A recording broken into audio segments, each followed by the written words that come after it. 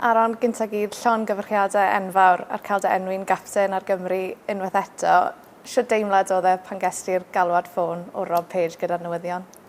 Diolch. Roedd fi'n hapus iawn i clywed hynna. Roedd yn foment belch iawn i fi a fy nheulu. A fi jyst yn teimlo fod fi'n barod i cymryd y responsibility eto. Mae fe'n gyfnod ble mae lot wedi newid o ran y tîm, ond mae'n gyfnod cyffroes iawn hefyd. Ymgyrch Euro 2024 ar fi'n dechrau. Faint wyt ti'n edrych ymlaen i arwain Cymru yn yr ymgyrch yma?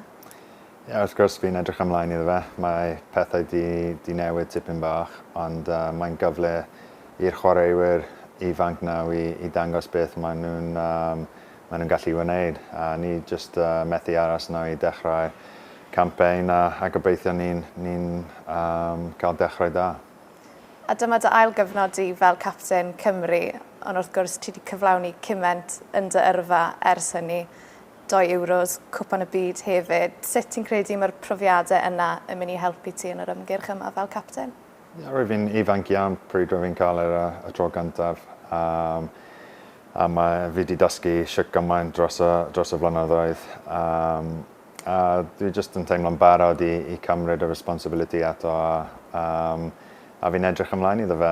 Ni efo sgwad ifanc sydd yn hyderus a gobeithio ni'n gallu dangos hynna dydd Sadwrn.